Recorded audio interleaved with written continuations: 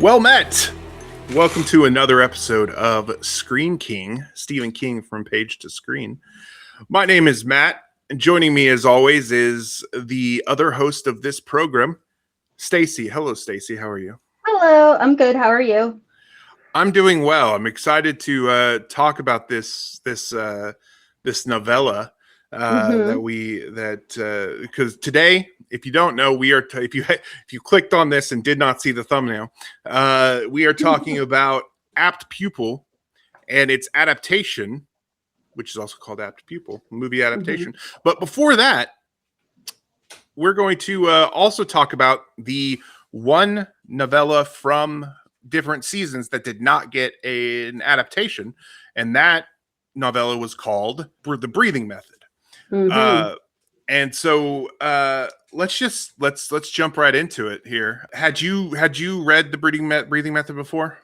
No, I knew absolutely nothing about it, and I think it's my favorite of all of the stories in different seasons. And I think I know why, because here's what the vibe I got from it while I was reading, because I really loved it too. I don't know that it's my favorite, but there was something about it that I really, really loved. And that is because it is the most Edgar Allan Poe like of anything Stephen King's ever written. Yeah, that makes sense. And I also like stuff that takes place in libraries. And while it wasn't technically taking place in a library, it had a very library vibe. Also, I just want to preface and say I read both this and Apt Pupil like right after right after we did Shawshank. I didn't know how big a break we were going to have. So my memory might be a bit spotty. I did just watch the movie Apt Pupil to talk about once I figured out it was going to be a longer break. But so just so you know, I might be a bit spotty. Oh, that makes sense. And for people who are watching, because this is probably going to come out 2 weeks after the Shawshank one, we recorded Shawshank like a month or so ago. Like we recorded it a lot longer ago than it came out. So,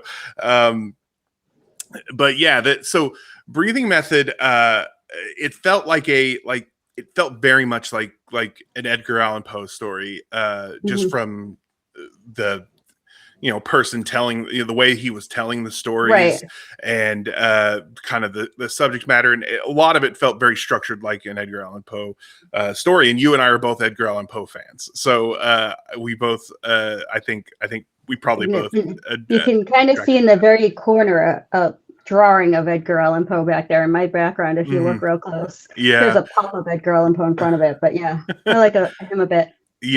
So I think that was that is part of what really made me like this. And at first, I will say that even though I noticed the Edgar Allan Poe feel, and another thing that kind of made it feel a bit more Edgar Allan Poe to me is that I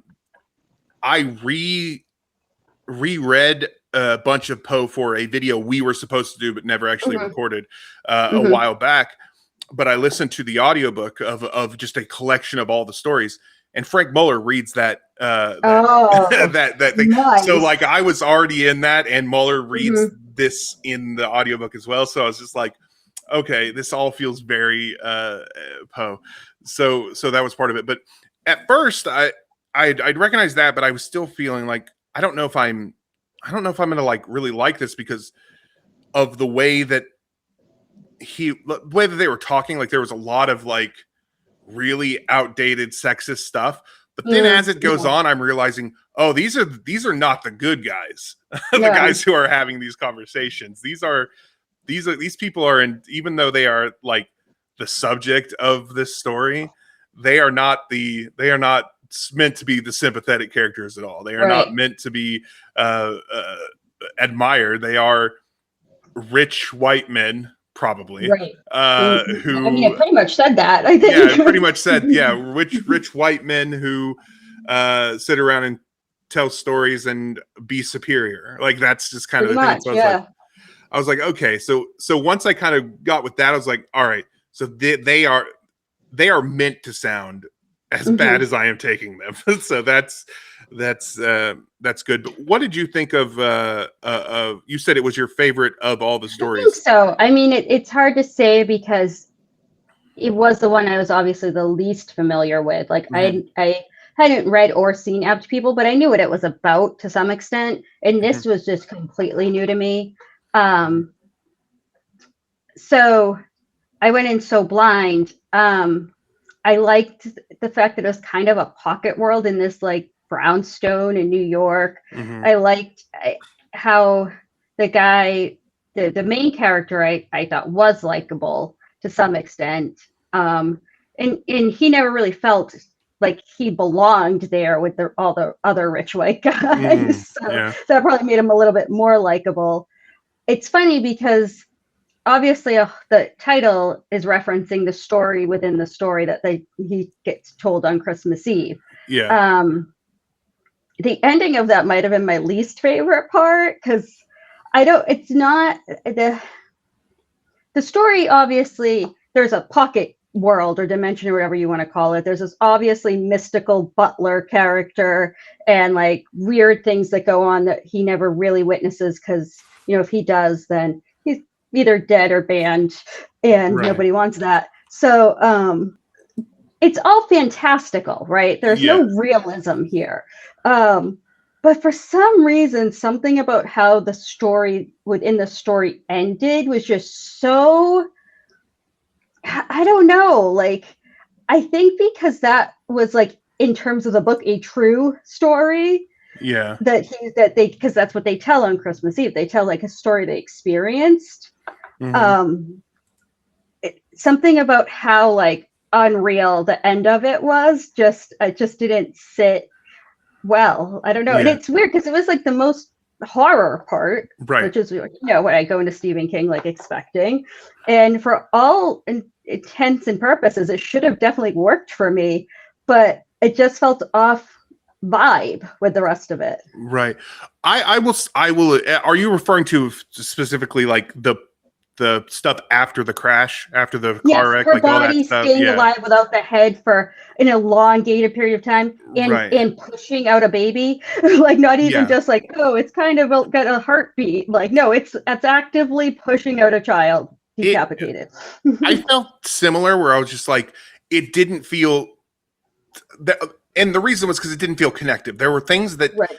because if they had eschewed all uh, uh physics with that Hmm. part, I might have been on board. But they specified certain things like that that she was speaking to him, but the breath couldn't come out of her mouth, so he could only kind of see what it was and hear Hmm. her vocal cords vibrating. I'm like, Hmm. if her brain is able to tell her vocal cords to vibrate, Right. uh why stop there? Why not just let her speak? Like Right. let Yeah, her I don't speak know. properly. It that story was so real and Yeah. so good. The whole thing, the time it took place in and how she was treated and her, the way the doctor talked about her. And it felt so real and grounded in reality to me, even if the Mhm. overall story wasn't necessarily grounded in reality. That Right. story he was telling felt so grounded in reality that Hmm. when it ended like that, I was just like, well,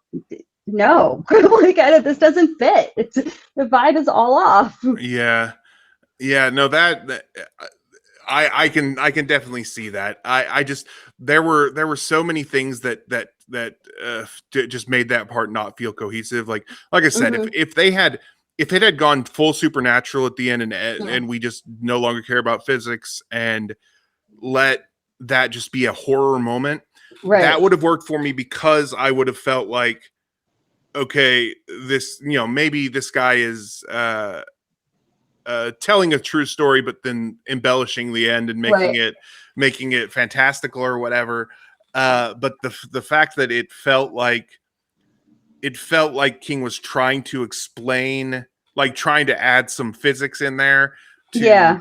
make it seem more realistic, even though it was Hmm. definitely not realistic at all. That kind of made it feel less cohesive. But overall, I'm with you. I thought this was a Yeah. great story. It made me Hmm. want to spend more time In this with place. in this Yeah. place, which there's a short story in Skeleton Crew called "The Man Who Would Not Shake Hands," which I've read Skeleton Crew, but I don't remember that one at all. And I hadn't read this, so I didn't make any connection there. So now I'm excited to go back and read that one to see. And I'd like to, I hope that King revisits that at some point. Of course, he hasn't since the 80s, but I think it would be cool if he went back and revisited that, especially since like we don't really ever we understand, because the narrator understands that there's something otherworldly about this space inside this house, but we never really completely see that. We don't know of any of the horrific happenings that may go on. The most we see that's kind of supernatural-ish or otherworldly-ish is that these books don't exist outside of this place, like no matter how hard he tries to find them, which again I love. That's like so up my alley. So I just want to see more, and I think that's also why the end of the story felt so out of place too, is because we are aware there's some otherworldly stuff going on here, but we don't actually see or hear it really exactly what it is. So it makes the story feel grounded anyway.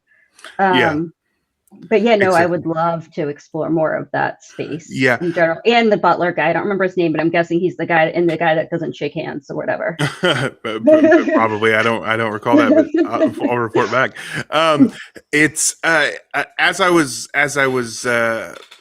listening to this, I was thinking, this is the one that didn't get an adaptation, and I was like, I guess I could see that there have been attempts to adapt it before. I believe Scott Derrickson was going to adapt it, and it's kind of just in developmental hell now.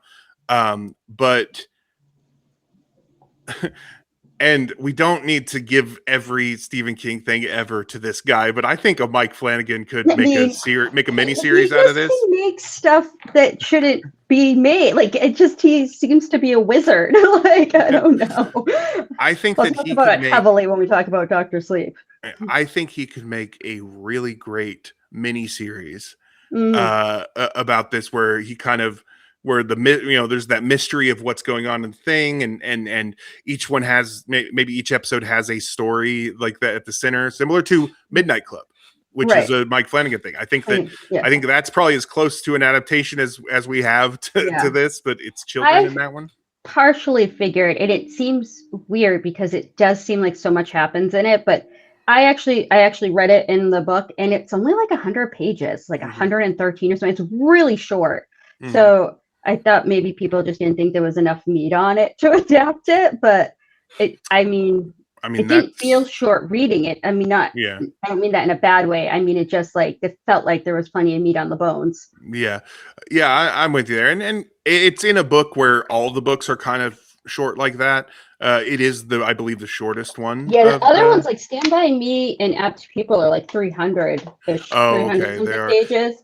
Apt Pupil did feel a little longer, Yeah. So this was the breathing method being like 100 pages, which I read it like in a sitting. So I think an adaptation of this is possible, but it's got to be in the right hands, and they've got to lean into that mystery. If they're just doing the doctor story like that, we don't need that. They got to lean into that mystery.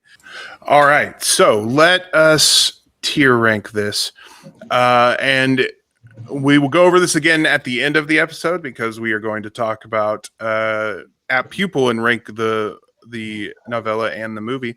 But our categories on our tiers are: It Shines, aims with the eye, shoots with the mind, kills with the heart, Guardian of the Beam, Cully, Devilgrass, Everything's Ruined, and Forgotten the Face of Its Father. Breathing method. What say you regarding breathing method?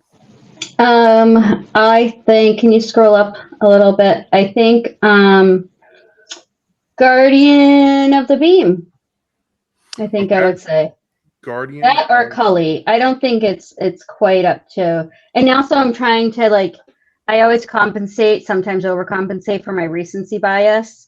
So I probably might be putting it a little lower than like my immediate reaction would be, but I do try to compensate for recency bias because I know I'm affected by it. Right. That makes sense. I think Guardian of the Beam as well. When you had said that it was your favorite of these, I was like, well, the body is the names of that, up there. But I think that Guardian of the Beam is correct. It's really good. I guess it's probably not. I don't know if it's my favorite, but it was just so unexpected. Right. I guess is what it was. I'm with you on that. I really loved it. All right. So we're gonna put that solidly in Guardian of the Beam there. And we will return to that tier list at the end of the show. Let's move on to Apt Pupil. Now, let me just say about Apt Pupil. I did see the movie in the 90s because I was a big Brad Renfro fan. So I had seen it, but I didn't really remember much about it except that there was a Nazi. And I also remember, and this could be just because I liked Brad Renfro, feeling bad for Todd. That's no longer the case. Yeah, good. I was a kid/teen back then. I think I didn't really understand what was happening there. Well, and I think that to me, having not really read or seen it, I find the title, and I get when you read it, like you understand where the title comes from. But I think going in and knowing, hey, there's a teenager and a Nazi, like the title makes it seem like the Nazi is kind of trying to convert the teenager and teach him his ways, and he's an apt pupil, like he takes to it, and that's not the case. No, it's not.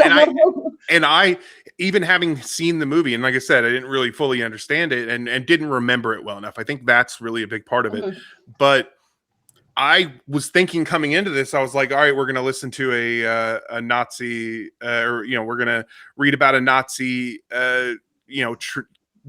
corrupting this kid. Right, that's what it seems like. Yeah, and so, but yeah, that's obviously not what happens there. But let's talk about this book. You said it was a first time read for you. What did you think? Just overall opinion of this one before we deep dive into it.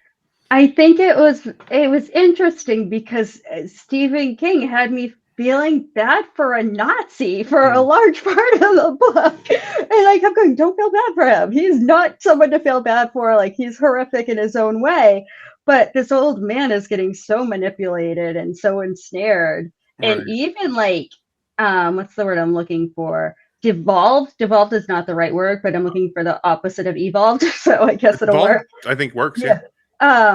He's devolving and like because of all this stuff that this kid is dredging up. And so, yeah, he's kind of sympathetic. I mean, neither of them are likable at all. They're not likable characters. They're definitely, unlikable protagonists. But I was kind of like really wanting to see how things were going to go, because obviously some stuff has got to come to a head, or else it's not like a story really.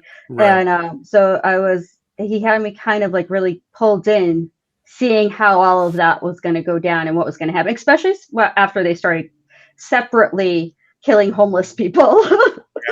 So, no kidding. Yeah, the word I was looking for is regressing. I feel like Dusander really regresses because of the involvement of this teenager in his life, which is unfortunate because you don't want to regress into your Nazi ways. Right, exactly. It's funny because I had a very similar situation, especially because I had already seen it and I had this like preconceived notion of what it was, or it's not even preconceived because I'd seen the movie, so it's post-conceived notion. I don't know what that is. But I had this idea that I knew it was going to happen, and so as the book starts, I'm thinking that I'm going to feel like that I'm meant to feel sympathy for Todd, and as it starts, I'm like, this kid is a piece of shit. Like, I'm like, what? Like, I was baffled. I was like, oh God, I'm going to hate this because I think the sympathetic person really sucks.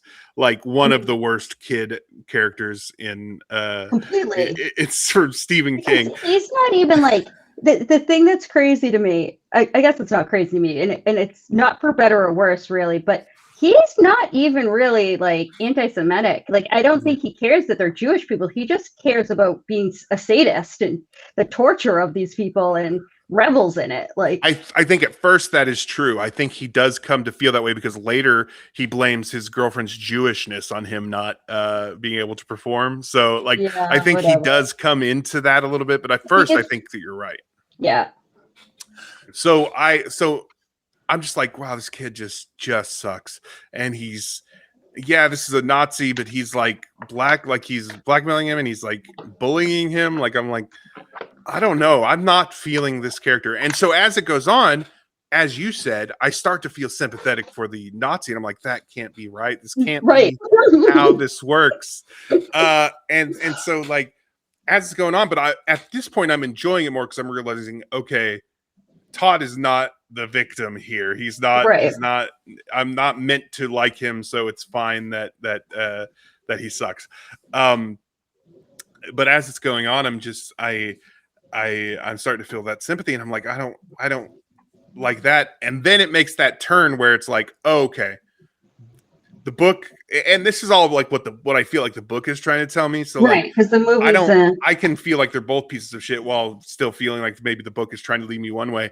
But then it gets into they both become serial killers, which is very interesting. And then just like a bunch, like you said, he starts regressing, and then it becomes like, okay, I'm fully not into either of these guys, and the book knows that, and I'm fine. And, yeah, you're just it becomes you're just waiting to see how karma gets them, right? And like, but it is compelling in that way. Exactly, and it's very interesting because we'll get to some number one fans questions here or comments here in a little bit, but I had posted about it before I even read it, so. I'd seen, and usually I don't always read through all of them before we do this, just because I don't want it to affect my discussion. But I did see a couple coming in, and people are just like, oh, this book is so twisted and dark, and I love it. And I'm just, and people are like, it's haunting and stuff like, and I'm like, at first, when I first started, I was like, I'm not getting that. But as it goes on, I'm like, oh, I see. Like, I definitely understand that, because it's that there's a psychological element to it that because it feels like this could be plucked out of the headlines. It's not normally a Stephen King book we are separated from a Stephen King book by reality. Right. And so when it's something like this, where it's like any of this could be just could be real. This could be happening down the street from me. Right. Absolutely. Yeah. It's nuts. Yeah. So that I'm definitely with it. It is all of those things. Now, I will say, maybe I don't know if it's because of my, what I thought I was going to be getting and versus what I got, or anything like that. I will say that I did spend a large portion of this a bit underwhelmed. By the end, I was in, but I think that did affect my overall feeling on this because maybe I'm sure that's my fault. I'm sure that's not the fault of the book itself. How did you? I guess just flat out, did you enjoy this one? It's like one of those things where saying I enjoyed it feels wrong, because it is so like you shouldn't. I enjoyed it in the fact that it kept me interested. It kept me wanting to find out what happens. I enjoyed the twist on the power dynamic being something that you wouldn't expect. I didn't want to live in a world with these two characters, or in the minds of these two characters at all. Yeah. But it's not something I would revisit often, but I did enjoy. I guess I did enjoy it. Like, I definitely thought it had its merits, and at no point did I ever want to just put it down. Right, and I'm with you on that, because at no point was I not interested in what was happening. Right, exactly. For a while, I was just like, I don't know. I don't know if this is where I want to be. If this is, I don't know if this is, which is effective. That was the right thing. But there's also just I'm not sure, because I just hate these characters, and I do hate them as people, but I no longer hate them as characters. Like, as characters, they're great. At first, I thought I hated the characters, but I don't hate that. I would hate them if they were real people. I like them as characters, both of them. They're both very good. So there was a lot of it where I was just like, I'm not sure, but by the end, I'm like, okay, yes, I'm similar to you. I liked that, but like, secret, like, I don't want to go tell everyone that I like this. Like, that's, people are gonna look at me weird, which I shouldn't feel that way. We have a Stephen King show. I don't think like that. That shouldn't be something. There's plenty of unlikable protagonists that do horrible things. I mean, my favorite character ever is Lestat from the interview with the Vampire Chronicles, who is notorious for doing horrible things, at least partially in some of the books. But like, I don't know why, because he does horrible things, but he's not a Nazi. I don't know. He's just a regular monster. It's different, he's an actual monster, not because Nazis exist, and that's the thing, is that vampires might exist, but we have vampires might exist, and we have no idea. But what we do know is Nazis do exist, and they aren't dying out like they're supposed to be. So they're just new batches of Nazis are vampires, I guess. They just keep they feed off the pain and suffering. And just forever, just exist forever. But so that is similar to how I feel. I will say there were a couple parts I had to that were very, very difficult to get through. I had to dissociate during the cat thing. In fact, people were our friend Carly was asking me about it, and I was like, was the cat part that bad? I was thinking back to it, and I was like, oh yeah, it was, because I just kind of I didn't listen to it. Like, I didn't process it. Like, I just like I dissociated. You said that, I was like, the cat. He kills a cat, right? Like, I think that the cat entered, and I was like turning off brain, because I listened to it, and for the most part, and I could see when I watched the movie where the cat part must have gone in the book, and I was glad to not really have reprocessed that. Well, so exactly. So it's like, I knew what happened with the cat, but I was not paying attention to it. So like that was on purpose. The part that I couldn't dissociate on, and I wish I had been able to, was his first wet dream. Yes, I've been thinking about that like this whole time. I hated that like so much. It was awful. And a part of it, and I wish that I had been, because I was a bit distracted during that by the fact that this was a dildo, but it also had an insertion point, and like it seemed like he could wear it on his own. I don't know. I don't know what it was doing, and maybe it was a vibrate. I don't know. That part, I was just like, I'm not quite sure what the mechanism is that's happening here. I'm sure something like this exists.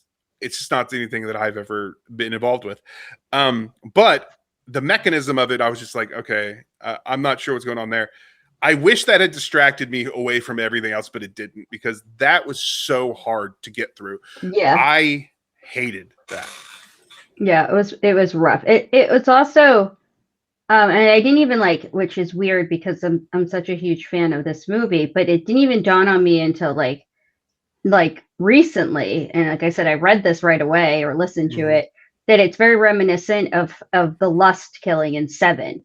To me. And I was like, the fact that I did not immediately make that connection just shows how disturbed I was by it at the time. No, that's true. I also love that movie. So yeah, it's that I didn't think about that either, but you're absolutely correct. It's and that brings me to a very interesting thing, which is this idea of one's sexuality and how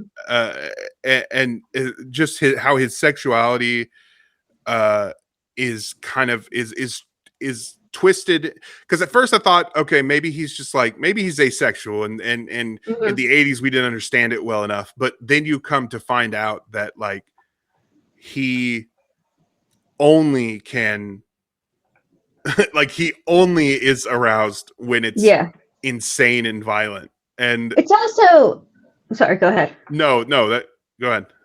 Also in the book, I'm pretty sure he was a bit younger, and it wasn't like at the beginning of the story, he's young enough that it's not even a factor in anything. Right. You know, his parents are just starting to wonder if that's happening with wet dreams and whatever, because he is kind of at that stage where he could start, but it might not be. And like, so I think that in the book, it makes it a little bit of not as big of a factor in terms of, you know, how he gets aroused. Because by the time in the book that he does have the wet dream, and we do find out the link between like kind of the sadistic quality he has and his sexuality, he's now been living mentally in this world for so long that I felt like it kind of affected his sexual development in that way. That definitely could be the case as well. It's just it's very interesting because like then later like he gets his girlfriend, but he's like he can't perform, and he blames it on being Jewish, but her being Jewish. But obviously, if it's violent, and that is demonstrated outside of that wet dream, that like if it's violent, he can. And that this is not a kink shame at all. Like some people are into that kind of thing, but that doesn't seem to be the case with him. For him, it seems to be part of his whatever's going on in his brain that makes him just so evil and violent. Like, it's not like a sadomasochistic relationship where there's like, you know, yes, the control and the dominance is part of the appeal to the sadistic person in the situation, and it's not. It's just he is getting off on violence, and everything else is periphery. It's pretty much how I viewed it. Yeah, that for me as well. And then you mentioned his parents. I liked his relationship with his parents in there. Like that's the only times whenever he was like with his parents talking to them that I felt anything for Todd that wasn't like revulsion. I really dug the relationship he had, which is kind of what made kind of that's the part that kind of makes his descent feel like it really makes you feel, because he has this good relationship with his parents. Right. He is, and that's part, and I mean, not just his parents, but his teachers, his schoolwork, his grades, his future. He has a future. That's why the book is called Apt Pupil, you know, like, and so he wasn't made this way. Right. He was born evil. Like, exactly. He has everything. He has he has great parents. He's smart. He's got access to an education. Everything is there for him. He's athletic. Yeah, like, exactly. I mean, like he really has it all. The fact that he's hiding this part of like this monster inside it's creepy as fuck. Yeah, for real. And it, you know, we're both parents to boys, so there's also that where it's just like, it's the reason I've only ever been able to watch the first episode of Euphoria, is because it scares me and I don't want to watch more of it. It's similar here where it's just like, I know my boys. I know that there's nothing of this in them, but I'm sure that his parents thought that too. So that scares me. But let's I know there's a lot of stuff in our number one fan section, because we got a lot of comments on it. That's going to bring up some stuff from this. Do you have anything else specific to talk about with the novella before we move on to the movie? No, I don't think so. Okay. I have most of the stuff I have is kind of like a comparison. Right. So, And that makes sense. Okay, so let's start talking about the movie. But before we do that, I do want a disclaimer here. And that is that this movie was directed by Bryan Singer. Bryan Singer. Who not only has been found to be a sex pest, but also Brad Renfro was specifically named as one of his victims. So that makes this one hard to really discuss without considering that. But I do want to say that we are going to discuss the merits and shortcomings of this film, divorced from that. But just know that we are aware of that, and I will say that it probably will affect my tier ranking, because that is part of it. But I do want to be able to just talk about this, and some of the things that I have to say do have to do with the relationship between him and everything like that. So there will be things to say about that, but I do want to be able to analyze this kind of divorce from that as well. So that is just a disclaimer there. So from there, let's move in. You had mentioned it earlier. He was younger, or at least started out younger in the book. This one all takes place during his senior year, which actually I think makes sense, because Brad Renfro is not going to if you want Brad Renfro through the whole movie, right, he's not going to be able to be a junior hire and a senior in high school. Like, just the pace of the events is so much faster because it's a movie, that it makes sense for it to be a condensed period of time and not years and years that they're known each other. I will say that is one of the things where I thought that the condensing it actually helped it be a little bit more believable to me. I think overall it's more believable in the book that this kind of happened over years. But I will say the grades thing, they condensed it down to just his first quarter of the year. He started to fail, and then he worked his way up, or whatever, and was able to, and kind of the deal they made to or maybe not even his first quarter, toward the end, he started to fail, like the end of it. Midterms. And then he was able to work his way, they made a deal to get him to work up. I thought all of that actually tied a nice bow on what was just kind of a convoluted portion of the thing, because the whole time I'm like, I don't even understand how he could get his grade, like how he could salvage his grades from there. Like, so because there was just so, like, every quarter he would bring his report card and have to fix it. And it's like, there's only 4 quarters in a year, my dude. Like, it's gonna be real hard to fix that. And I don't know that it can be. Even the brightest person, straight A's, I don't know that you're gonna fix what's happened throughout the rest of the year. Movie, he's a senior and he's 16, but in the book he didn't skip ahead grades, right? Like, no, I think that was just to make him young. Okay. Yeah, all right. That's what I thought too. And I was like, I don't think that was the case in the story. No, he didn't skip anything in the book, but I think that was just to give him some youth, but give him the stakes of graduation. And it's just and it shows how smart he is, that he and he is very intelligent. It's demonstrated multiple times in the story, in the book. So I think that was a little bit helpful. However, this movie removed most of the darkness to the point where it has no edge at all. Like, it's barely like, there's still some, like, I could still see the some darkness in it and some twisted stuff, but basically every violent thing was replaced or removed. And thing, which on one hand is good, because we don't have to see the cat get baked. On the other hand, and we also don't have to see his dream. His dream is just that Donnie Wahlberg looking dude who's standing in the shower. Like, and I think it's funny because after he wakes up from a dream, he looks down and is shocked.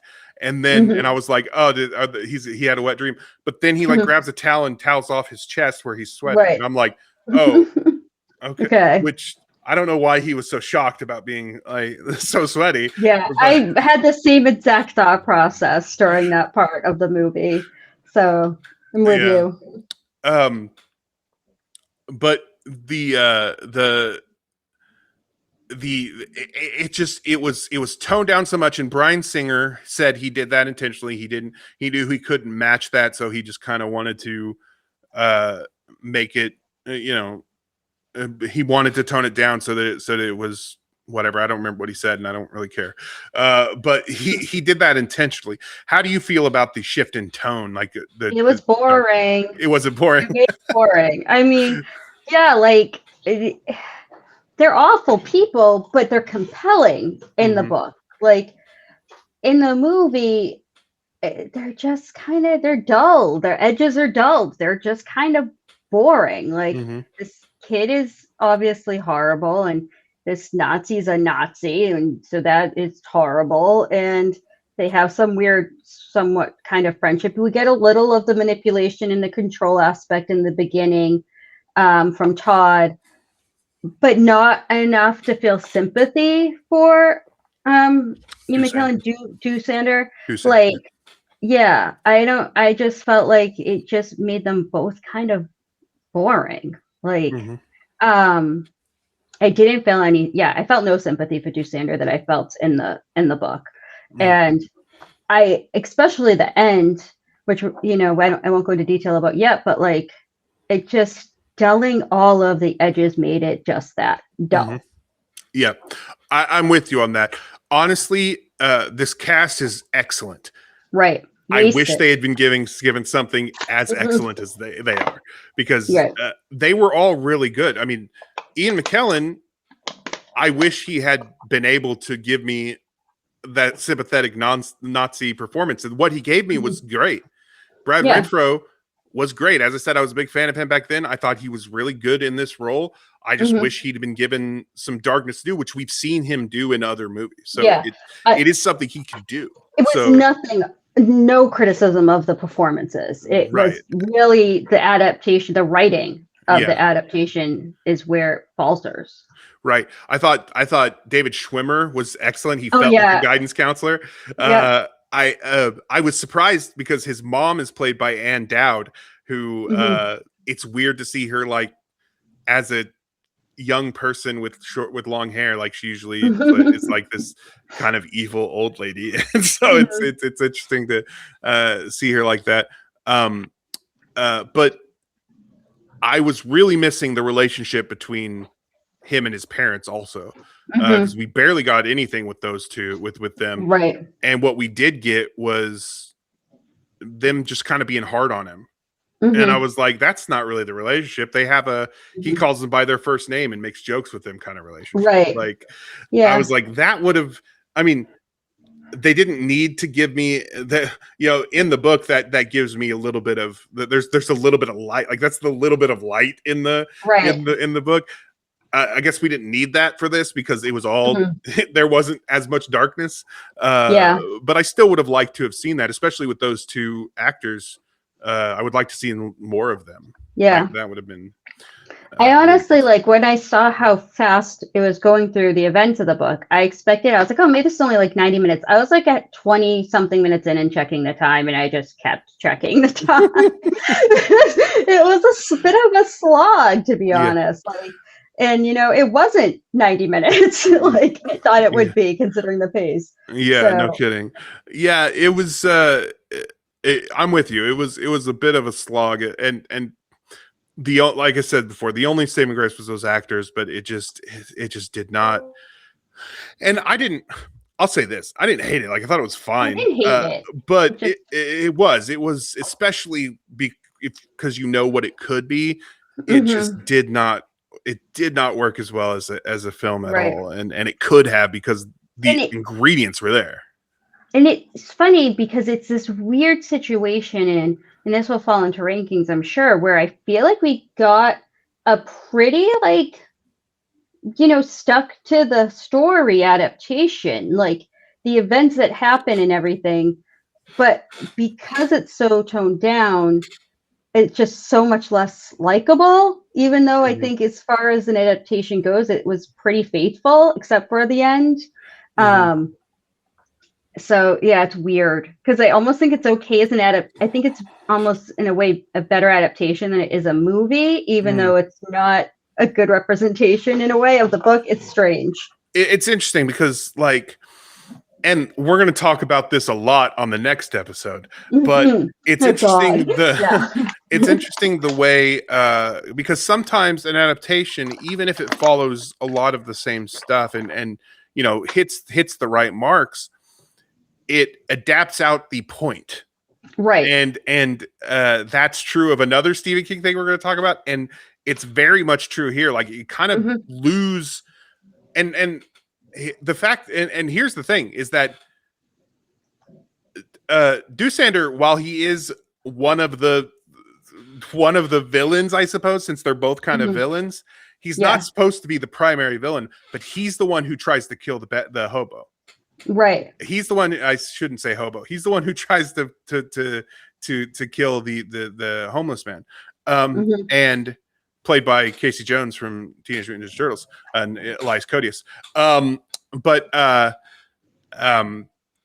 And Todd only gets involved because he has to, because he's locked in the thing, and he has to kill this guy to get out of the cellar, which completely changes him. He's barely even culpable at that point.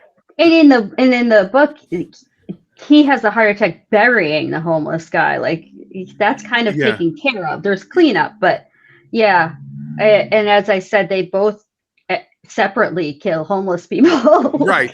And because that's the thing. Like in the book, they both they both separately, unbeknownst mostly to each other, are basically become these serial killers, which we can suspend our disbelief to for that to have happened, but it does show a kind of a mirror image that they are of each other, also. So it makes a lot of sense. But the fact that Todd doesn't do that, and then we get to the end and he still doesn't do that, like you still like feel like there's like there could be hope for this kid. The Nazis he gone, feels much more redeemable because he doesn't actually, except for the guy in the basement, which is just a different kind of situation. He doesn't just kill anybody. And honestly, in the book, like that's his natural path. Like I would have been shocked if he didn't murder anybody for just the fun of it. And exactly. With how he is in the book. Like, that's just kind of where it's going. Yeah. And here's the thing, like, that's fine. You maybe you don't have the time, or it doesn't fit the tone for him to go on a killing spree. And because dude really hates winos in the book. Oh my God, that dude hates winos. But maybe it doesn't fit your tone or whatever for him to go on that killing spree. But he at least should have killed French at the end. At least like that would have at least shown who he is. Yes, right. But the movie doesn't really show who he is. Like, and that's the problem. No. And so, and in the end of the movie too, he like basically the FBI or whatever, they believe his story because the phone call stuff never comes into it. He never says, "Oh yeah, there's phone calls." So he doesn't have this mistake he made that he reflects upon that kind of propels the end of the book. Right. And they don't have this extra suspicion. And so, we don't really, and we also never see him earlier kind of looking at the freeway and hiding and pretending and like knowing this is what he wants to do is just sit up there and pick people off with Absolutely. And here's okay. So by removing the fear of him getting caught by the FBI people, which I thought that was going to come back and never did in the movie. Right. No, it just ends with like, oh yeah, he's fine. Movie over. Instead, so you don't have that. He has already graduated. What is the concern about French now knowing that he faked that? Right. He doesn't care. Like, right. Okay. That's why he doesn't look kill at him, this thing I did in high school. Ha ha ha. That's pretty much the penalty for what he did now that he's graduated. There's literally no stakes there. I thought that because they weren't doing the whole killing transients thing, I thought that they were saving it all for the end, and not even just French. Right. I thought that maybe before graduation, like it was going to end, the movie's going to end before graduation. This was made in the 90s, so it was very relevant. I thought maybe this was going to lead to like a school shooting situation. Yeah. And that he'd kill French there, then he'd kill some then that would be the whole thing. But made pre-Columbine, so it wouldn't have even been like controversial at the time. Right, exactly. Yeah, I don't know. I definitely thought we were going to get a much bigger body count, especially in the end when there was none. Instead, what we get is freaking Bryan Singer laying the groundwork with, hey, bad people lie about being sexually assaulted. Right. Which, that's when I saw that, I was like, oh, that's gross, because he hadn't been caught or anything, but we know that he was at that point doing things to Brad Renfro. So it was like that is just gross at that, like that part. I did not like that ending at all. I thought that it would have made sense to tone down the violence throughout the whole thing if you had ended on a very violent thing. Right. But you didn't. So I just don't really get it. No, I didn't really get the ending either. Because it was like, so he has no repercussions for anything, but he didn't do anything as reprehensible. It's just all inside of him and nobody knows. And like, it's just, there's no catharsis. That's what it is. There's no catharsis in it.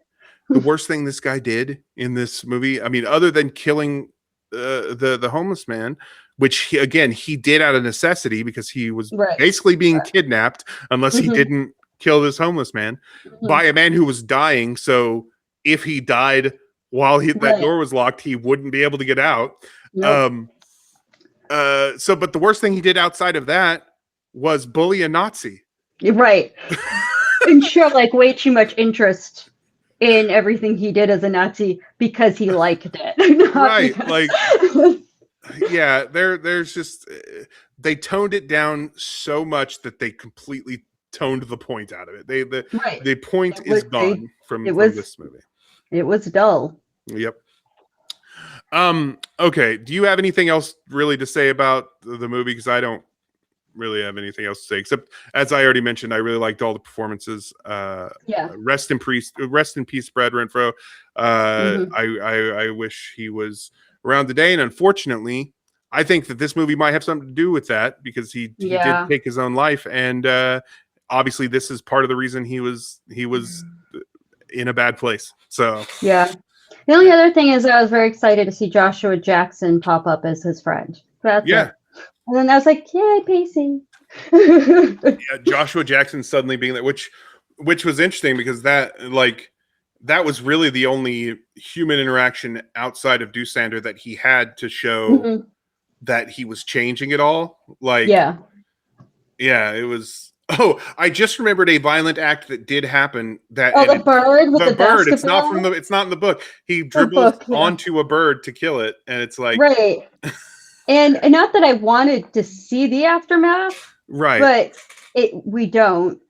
And I was kind of glad we don't. But at the same time, again, it's just such a dulling of all the. Put some blood on that basketball and something. Show that and then he throws it, and I was like, wait, isn't that basketball bloody? Like, he's dribbling it, he's throwing it, and there's not blood getting places. Right, exactly. I was very confused about that logistics of that.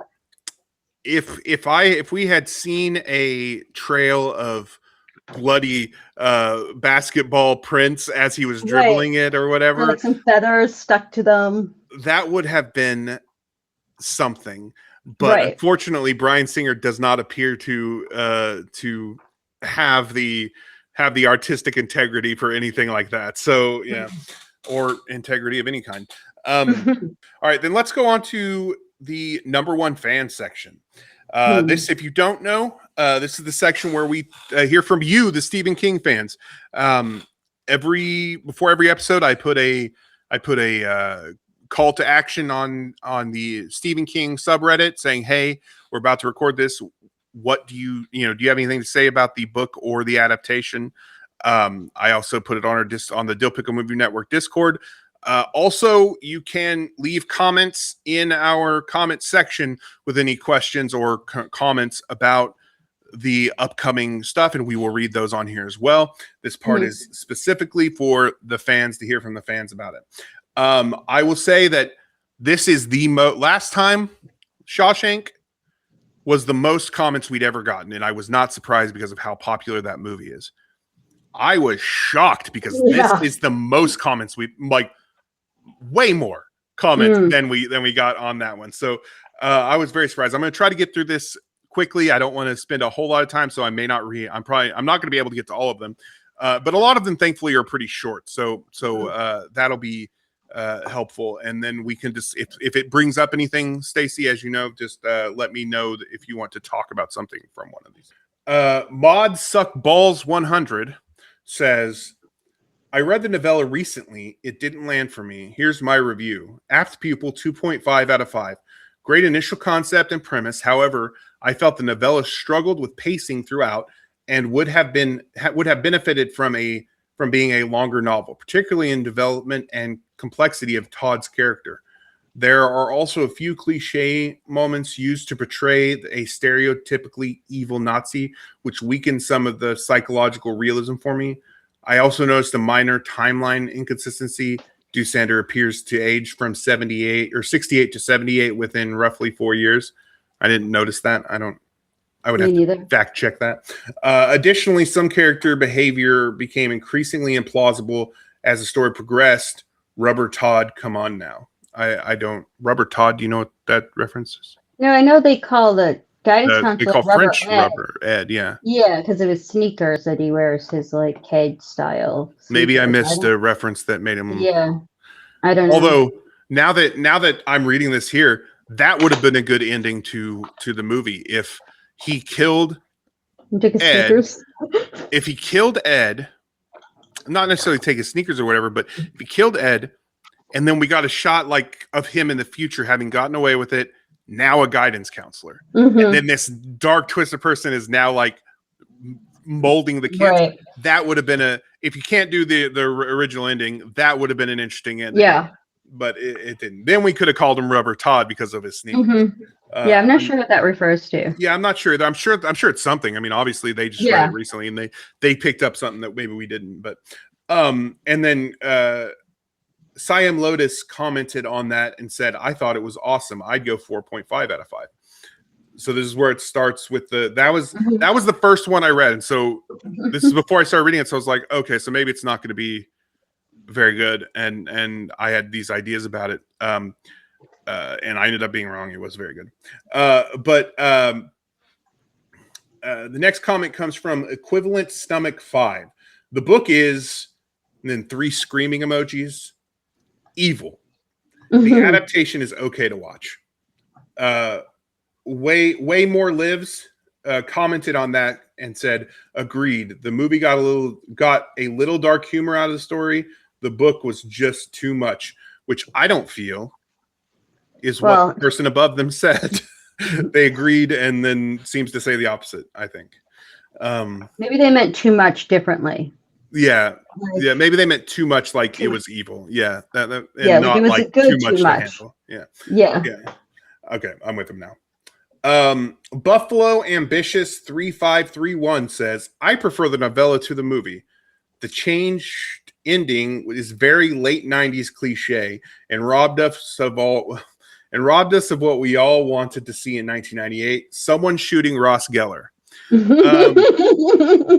That's very funny. I will say that when I was a kid, like, I liked Ross Geller because I liked that he was smart. When I grew up, I still liked that he was smart, but I started to understand why people found him annoying. What I hated was how everybody was always like acted like the things he was saying was boring, and I'm like, no, because when I was a kid, I was like this too. I was like, that dude's smart. Listen to him. He's telling us something interesting. Stop pretending to fall asleep. So I've always had a soft spot for Ross Geller, but I agree that would have been better for the ending of the movie. He always has a earns points for me with the Hanukkah armadillo, so I can't ever really just not like him because I like that too much. Exactly. Faking It says, at first it seems really peculiar that the story takes place in the late 70s California. King stories usually are set in Maine, sometimes Colorado or Florida. This one stands alone in its setting, but I consider that it's a metaphor on the relationship between American conservatism and Nazi fascism. And then I think about who was governor of California at the time. That's a good point. And what that guy's trajectory was. Todd and Dusander are both stand-ins for Ronald Reagan. I don't necessarily agree that they are both stand-ins for Ronald Reagan. I do think that King was making a commentary on Nazi conservatism. I kind of also like to think that King is just like, put the Nazis as far away as possible. The vampires can be near me. Right, the vampires down over. Put that Nazi across the country. We're putting the ghosts in Colorado. We're putting the Nazis in California. The wild dogs and the vampires, they can be here. And the alien clowns. And then Zornorf, which I believe we heard from before, said, well, that's quite a stretch. And for part of that, I do agree, because I don't think they're both stand-ins for Ronald Reagan. I think they are both. I do think that they both represent the effects of Ronald Reagan as governor of California. Yeah. I think because we're still feeling those effects today in the whole United States. But yeah. One thing I did like that the movie did that I don't recall a Novella doing was the crowds outside the hospital being, obviously like against Dusander, and then like the skinhead Nazis that were all about Dusander. I thought that was a nice touch that wasn't in the book.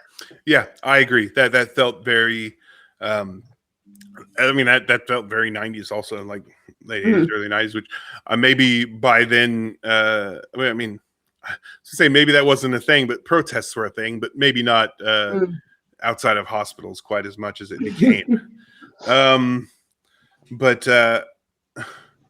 Okay. Spiritual Pair 8257 has a picture of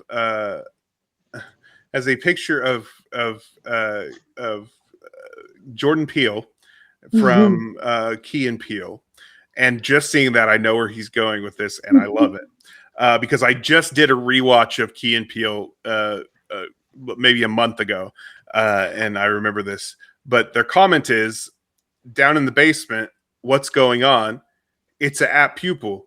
There's a kid and a zombie down there. And the sketch that's from is about Ray Parker Jr., who did the Ghostbusters theme. Who you gonna call? Hi. I'm Ray Parker Jr., writer and performer of the Academy Award nominated hit single Ghostbusters. And the idea is that he has this collection of songs that he did for other movies that aren't as famous. But that's just one song. I've written so many other major motion picture theme songs and submitted them throughout the years. Now, they're available and together for one specially priced compilation. And so it's just going through a bunch where he's putting just the name of the movie into describing what's happening in the movie type of thing. And it's really, really funny. But then it gets to this one where it's like, down in the basement, what's going on? It's an Apt Pupil. There's a kid and a Nazi down there. Sure, Hollywood missed out. but that doesn't mean you have to. Down in the basement, what's going on? It's Apt Pupil. There's a kid and a Nazi down there. It's very funny, and so when I just saw this picture, I was like, oh, I know exactly where this is going. So that person gets bonus points. Thank you for the great reference. And then this person got voted down to hell. So I don't know, or downvoted to hell. So let's see what happened. Not that last person. This next one. KJ Bakerns says the novella is fucked. I can't believe Rage was banned, but this isn't. Which off camera we were just talking about Rage being banned. It was well paced and very interesting, but super disgusting and bordering on glorifying some of the behavior and beliefs. I don't agree with that.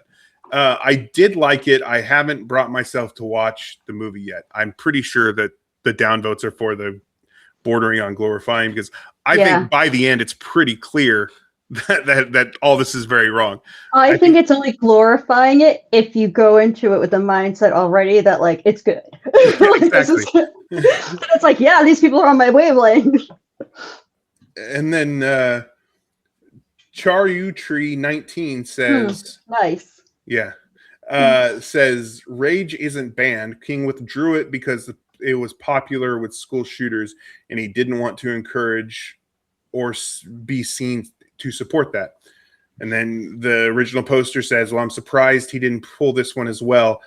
I read Rage many years ago, but found this to be more severe. Recently, the movie Drama made me think of Rage. And then the Charu Tree posted a link, which I assume to explain the situation with Rage. Yeah. I don't need to. We don't need to go into dissecting all of that right now. Let's just move on. Okay.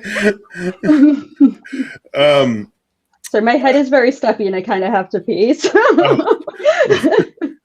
All right, we'll get through this quick then. Todd, excellent Gurr 2910 says Todd is a fitting stand-in for too many modern Americans. He's fascinated with the wrong part of history, for the gore, the animalistic debasement, and yet he also works incredibly hard to maintain a public image of being appropriately woke. And yet his drive to cause harm overwhelms his facade and it falls apart. That is an apt analysis for Apt Pupil. The adaptation is well cast, especially Ian McKellen, which I agree. But it doesn't really show the mundane aspects of their evil, which I also agree. I think the scariest part of the story is how ordinary they both are. An old recluse drinking himself through his retirement and his all-American paper boy. Excellent. Correct. You didn't even need our show. You said it all right there. Gold Replacement 9546 replied to Excellent Gurr and says the banality of evil by Hannah Arendt. I assume that's a recommendation for that book. Yes, that's what I would assume as well. Flounder Last says the book is terrific, but the film was directed by rapist Bryan Singer, and Brad Renfro was one of his victims. Agreed. Facts. That is correct. Arceus 9 says haunting. I agree. After a fashion, I agreed. At first, I was like, "This isn't haunting me," but after a while, that dream haunted me. Ambassador Sad 1157 says, "I had never before reading Apt Pupil had a story give me nightmares. Haven't since. Only Stephen King piece I haven't read more than once. So they've only read it once, and they will not be returning to it. It seems like." Swift Session says, one of my favorite King novellas. Read it in the bath and ended up being in the bath for about 4 hours because it's a page turner. I haven't seen the adaptation. Pink and Dim Kmet says, the novella is haunting. and made me feel dirty by reading it. Yeah. Yeah. I felt like it It's was like something that, like, when you're listening to an audiobook, you don't want other people to like hear you listening to it. Yes, exactly. I felt like I was doing something wrong, which can only be a credit to King himself for evoking such emotions with his creativity and writing. It's an interesting concept and very well done. The adaptation I didn't like when I first saw it, probably because I liked, feels weird to say I liked the novella so much. But I recently rewatched and definitely been cleaned up slightly for screen, but maybe it's for the best. I do prefer the novella version, but different than the differences in the films. Film overall isn't bad though. It's fine, yeah. I mean, it's not awful by any means, but it's just fine. Stinkcore 1 says scale from 1 to I read ahead on the joke and hold on. Okay. Scale from 1 to 10, I give it a 9.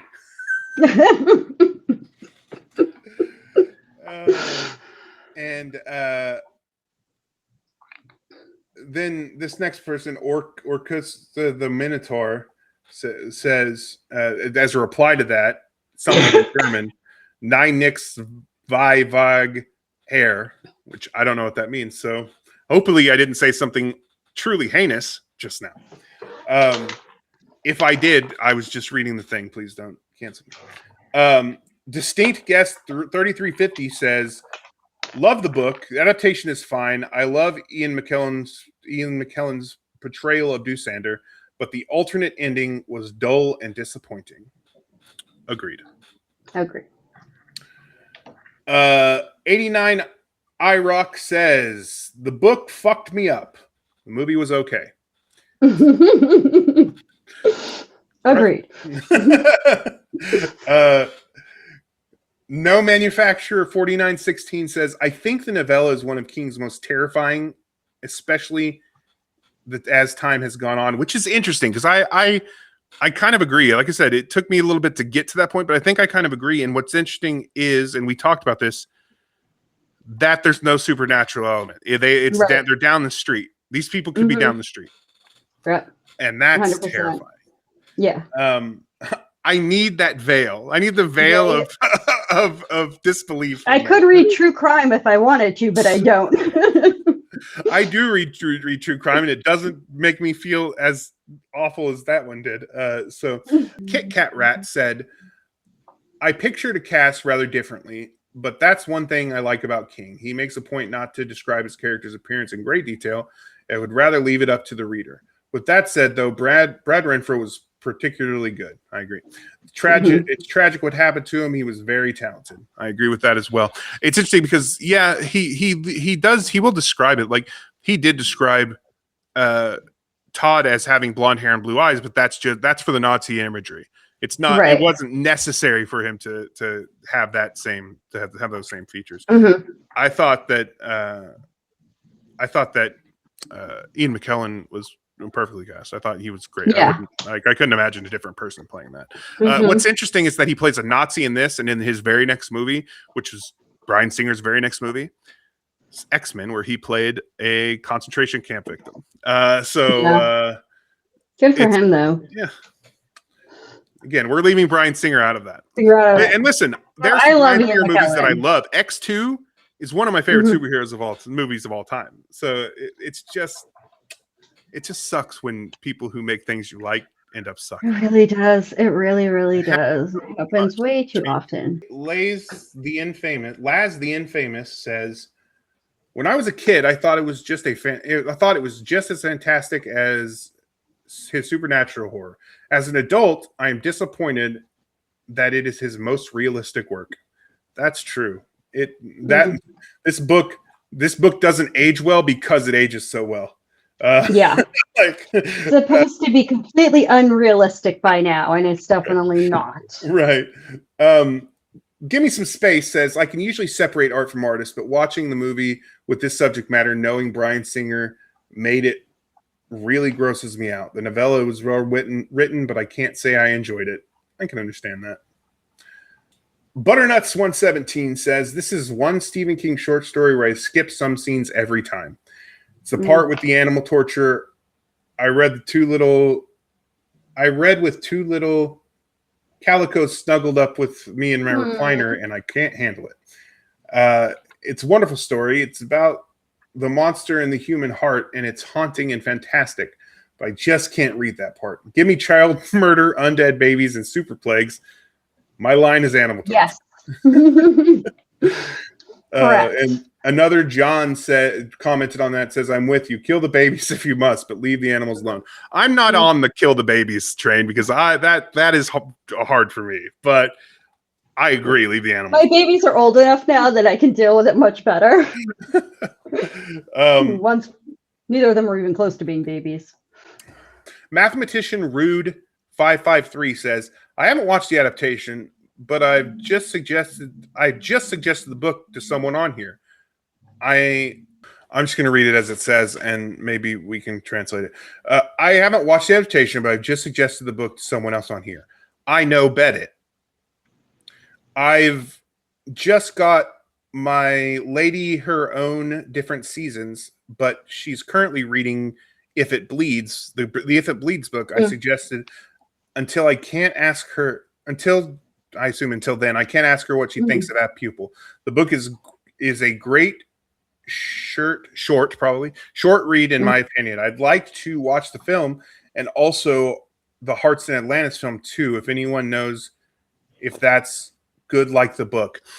Let me just say, because we will cover it on here, Hearts in Atlantis is a quarter. The movie is 1/4 of that book, and while it is which is not the quarter that it's named after. The quarter that's named Hearts in Atlantis is not the part that they made into a movie.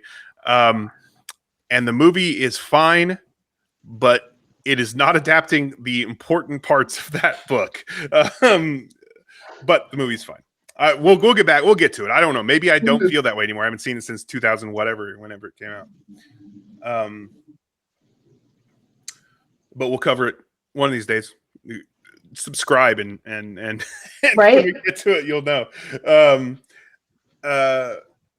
Presco 2007 says Novella is really interesting and disturbing. Different season is a all killer, no filler.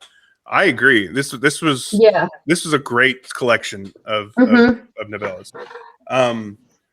Resurgent Clusterfuck says, I'm not sure I'd want to watch Apt Pupil, especially these days. A little too close to home. Novella was well written. It's just the subject matter that is something I prefer to read, not watch. Well, good news, Resurgent Clusterfuck. You don't see it in the movie, so it's fine. I expected the movie to be such a much harder watch than. Yeah, I know, right? I just want to be in PJs. Said, I love both. They are different in the right ways. Very well. Foo Fighters 92 said, whoa, how odd. I just started this the other day. Well, come comment in our comment section about how you feel about it now if you have finished it, which I assume you have because this is coming out even a week after we're recording it. So I assume you finished it. If you have, come tell us what you thought of it, what you agreed with, and what you didn't agree with. Do you disagree with us? Tell us. Banner Hulk says, great book, mediocre movie that wimped out on the ending, but features great score by John Ottman. I agree with that. That score was really good. And wonderful performance by Ian McKellen, which I also agree with. Braden V413 says, I really enjoyed the novella. I think the dynamic between the characters was well written and creative. The movie, on the other hand, is the most mediocre film directed by human filth. The fact that Singer is attached in any way makes the scenes between Todd and Doosander feel gross.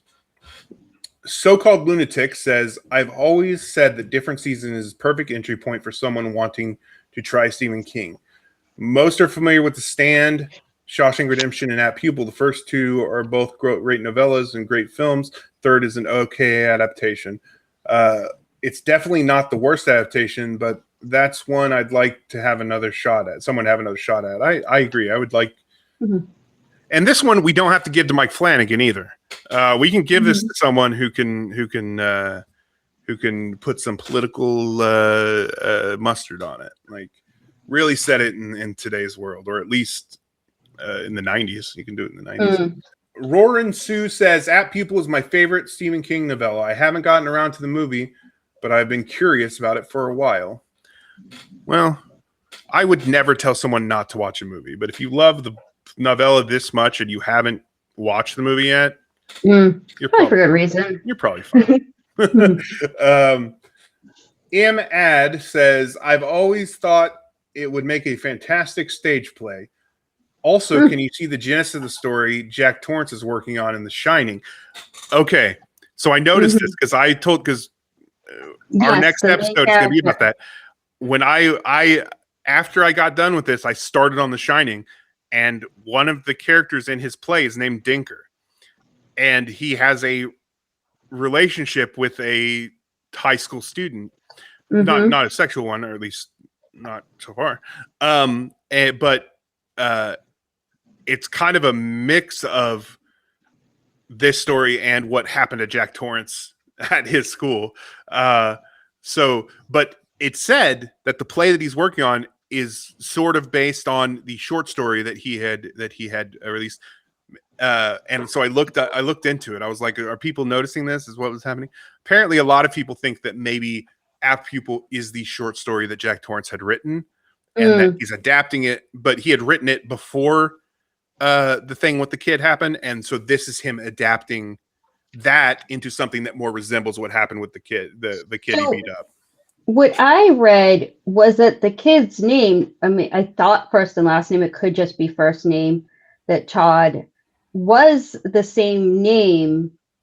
Again, it matters if it's first and last name, but I read that it was the same name as the kid that slashed the tires that he beat up. So I guess maybe they were both just named Todd. I don't know if the last names matched too.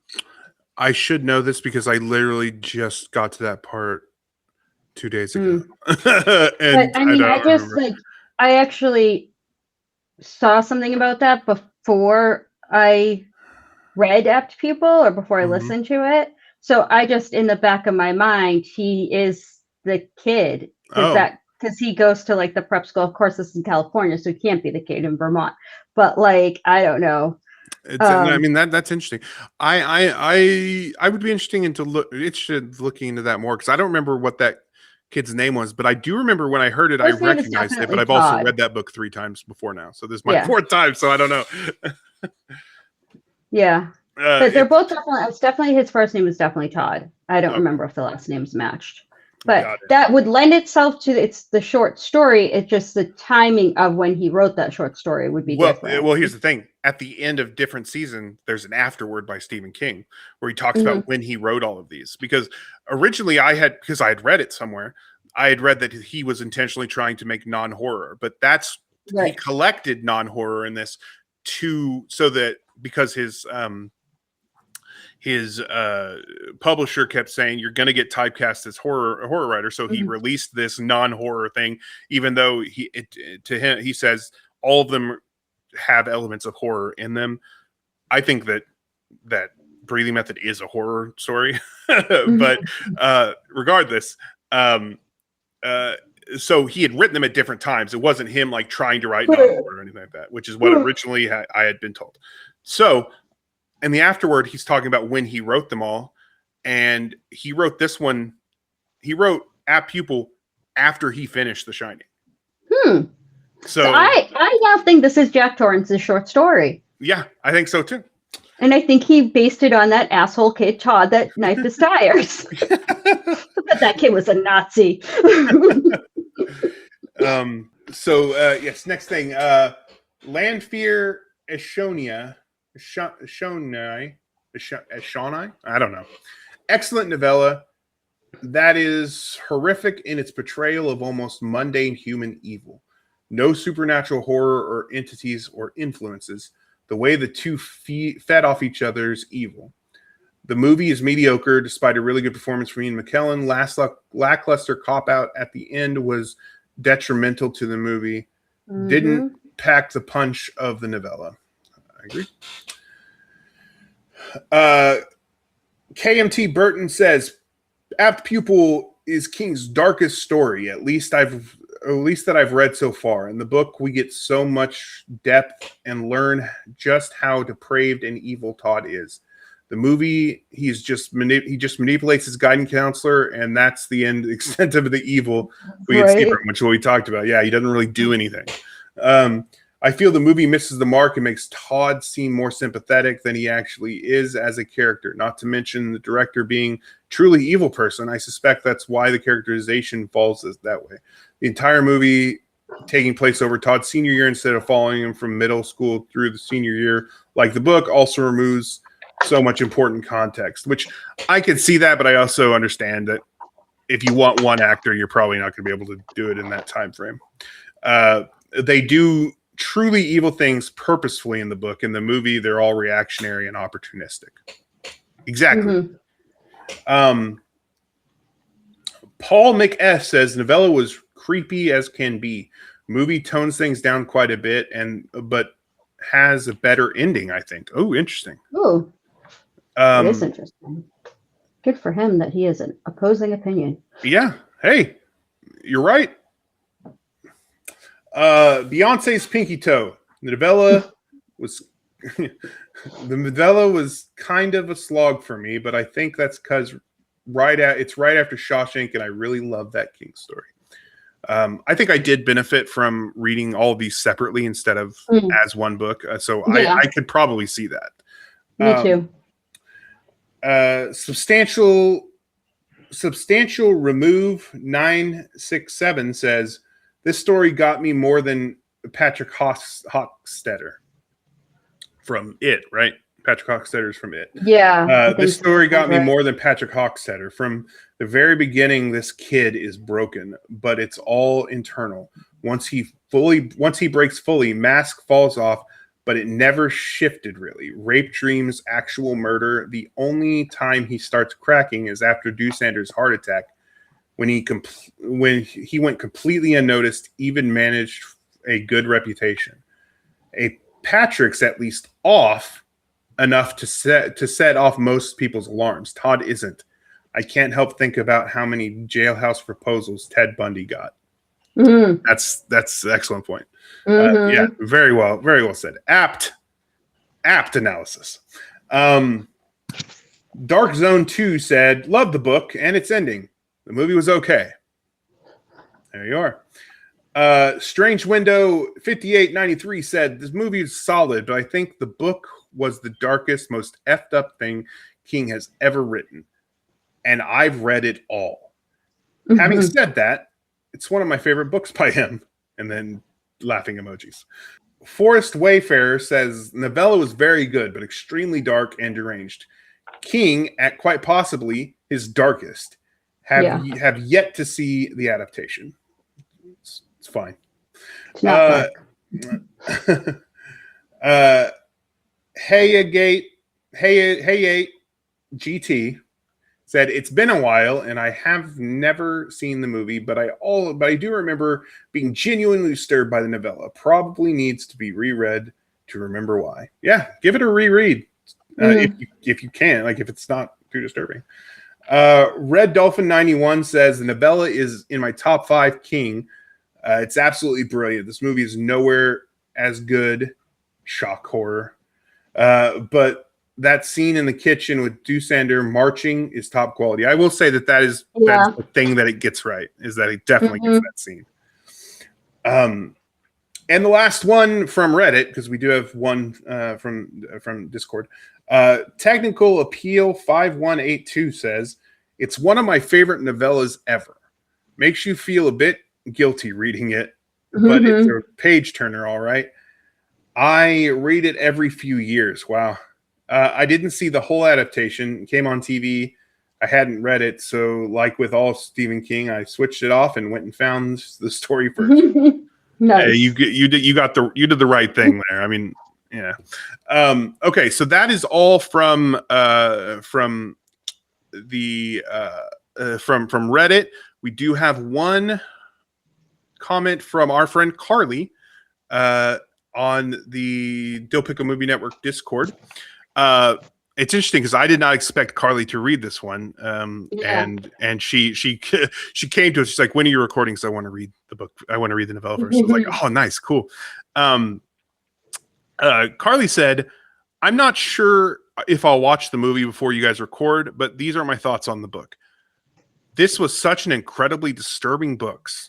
Sorry, this was such an incredibly disturbing book. Books don't usually creep me out, but this one has really got me with how unsettling it was in parts.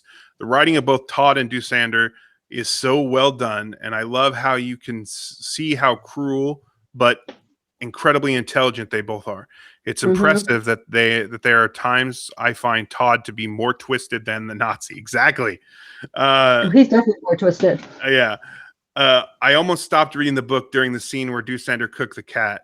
It was so disturbing, and it really showed the evil he was capable of, both in the past and still in the present too. I'm not sure if I love the ending or not, but this was a story that going into, I was unsure of what the ending to the story even could be. I'll be curious to see how you both liked the ending.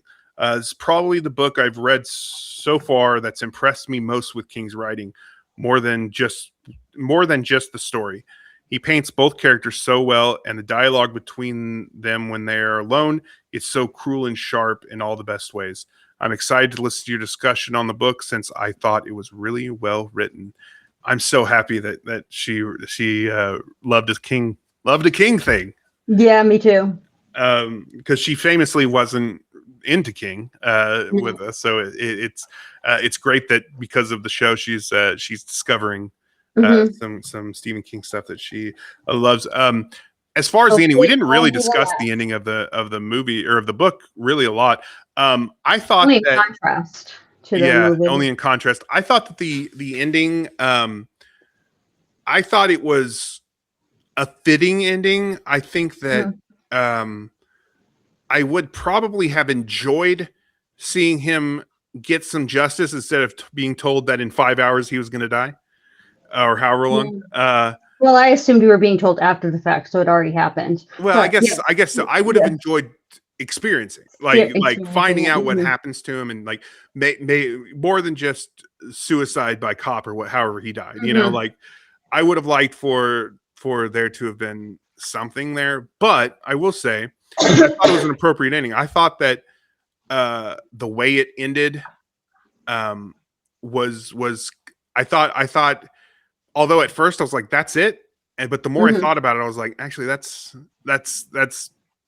pretty good." Like just to end it right there, like basically saying Todd's about to die, and then ending it because the shit's about to hit the fan. Everyone's gonna know who he is, and so he's just gonna go out in a blaze of glory. I personally really, because I'm not right in the head, I guess, in my own ways. But I really wanted a payoff to the scene prior of him basically wanting to shoot everybody from the trees from the freeway. Like, I really wanted that scene to pay off for some reason. So I was pretty happy with the ending that we got the payoff of that, and then him getting taken down. I didn't need the details of that. Just knowing that it happened was enough for me. But yeah, so I was pretty dang happy with the ending because I don't know what it was, but I weirdly wanted a payoff to that scene. Narratively that completely makes sense. I figured there was going to be a payoff, so I wanted to see that payoff too. I thought it was going to be different. I thought it was going to be people he knew. I thought he was going to go find Mr. French and kill him, and then anybody around him, like which. He does kill Mr. French because Mr. French shows up like an idiot. Yeah. Or maybe his parents, or maybe just like this, like shooting spree of a more personal nature. But it does make sense because of the practice, how he was practicing. So I wanted a payoff of him shooting people, but I kind of wanted to see the him get his comeuppance. But I'm fine with the way it ended. The more I think about it, the more I'm fine with it. But thank you, Carly, for your comment and for reading that book. Now we're going to get into, and this is almost over. I'm sorry, folks. This has been a longer one than I expected it to be. But let's get into our tier ranking, and we will start with the written works of Stephen King, where we will be talking about Apt Pupil, the novella. I'll go ahead and start off here a little bit. I initially, as I started reading this, I was like, "Oh God, we're about to have one of our lower ones." But by the time I got to the end, I was like, I'm going to struggle because it's not S tier. I'm not putting it there, but I do struggle not to put it in A. Like aims the eye, shoots the mind, kills the heart. I struggle not to put it there because of how disturbing and effective it was. Yeah, the more we talked about it, the kind of higher I felt about it, to be honest with you, because I don't necessarily think all these sort of thoughts while I'm, listening or reading or initially after. It's once we get in, that's why I love the discussion, is because then I, do get into this stuff. So, I mean, I would be a little more okay with it going in the Path of the Beam, but I am okay with it being in yours. I didn't want to say the whole thing. Interesting. And I think the overall consensus is that it seems to be a favorite. Like, yeah, it seems I agree. I it's think so that's effective. We do have we have devised a method to decide if we can't agree necessarily exactly where something goes. Call is a wheel. It's just a wheel that we would spin. However, I think that because we're both kind of hovering there, and the consensus seems to be that that's kind of where it belongs, is up toward the top. I think we're going to need to put it in A. I think that's where it's going to have to. I think despite enjoyment or non-enjoyment, its effectiveness cannot be argued. Absolutely. Which, Absolutely. All right. Which is going to bring us to the adaptation of this thing. And we are not going to be nearly as kind. I can feel it. Because we have not been very kind to it so far. But here is the tier list. It's all the same. You can see there we've got Stand By Me and Shawshank Redemption and It Shines, Misery in the A tier, and Dolores Claiborne and Gerald's Game in the B tier. And I have a feeling this is going to be our lowest one so far, but let's see how we feel. I would say baseline, just because Bryan Singer did it and because of the Brad Renfro of it all. It starts at C for me and then just goes down. So I would put it in Devilgrass. So that's where I would do. Okay. I mean, this is my thing, is that I feel like as far as being an adaptation, it did things from the book. Like, like in a way, I can't call it a bad adaptation in terms of like what happened in the movie happens in the book. But oh my God, the effectiveness of it, the dulling of it.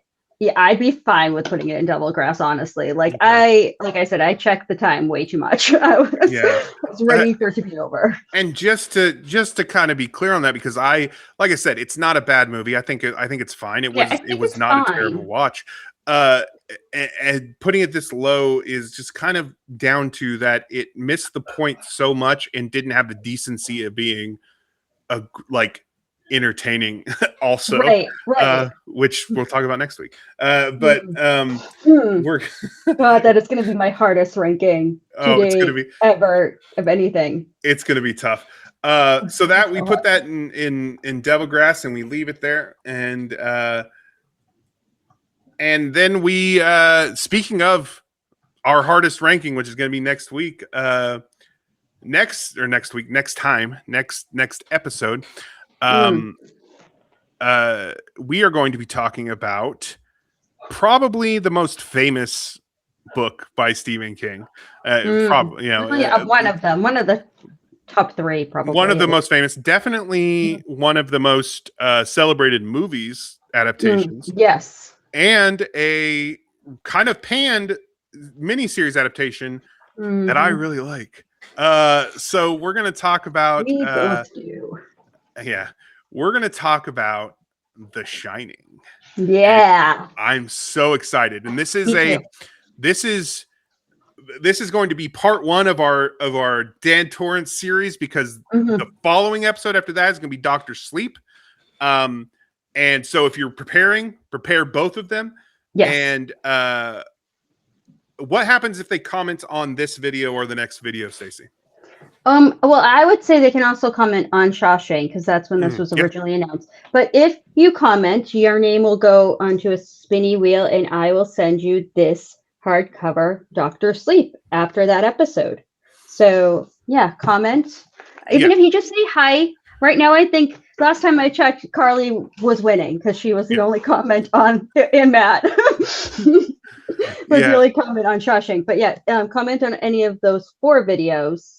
The 2 that, obviously 2 aren't out yet, and you'll be entered. So leave a comment. Most of the comments that we've gotten have been from the Redditors who are commenting back on their Reddit thread from before. So if you're watching this and you came from Reddit, comments on this, you're going to be entered into a drawing to win the episode, or the hardback of Dr. Sleep on our Dr. Sleep episode. And if you already have a copy of Dr. Sleep, still comment, because you probably have a friend who hasn't read it, who you've been trying to get to read it, and you can just give them a copy. I mean, it can always be a regift. Makes a good regift. Exactly. So also, you could just have 2 copies. It's fine. Just give us just comment, and you'll be entered into the drawing. Every comment, as long as I have not determined that it's spam, every comment is going to be 1 entry. So if you comment multiple times, you're going to be multiple entries. If you comment multiple times on each video, you get 1 for each of those. Until it becomes spam, you keep getting entries. So that is going to be next time, and I'm very excited, because we both love this book, and we both have strong feelings about both adaptations. So it's going to be a great conversation. Join us next time, please. Once again, I am Matt. I'm Stacy. Long days and pleasant nights. And may you have twice the number.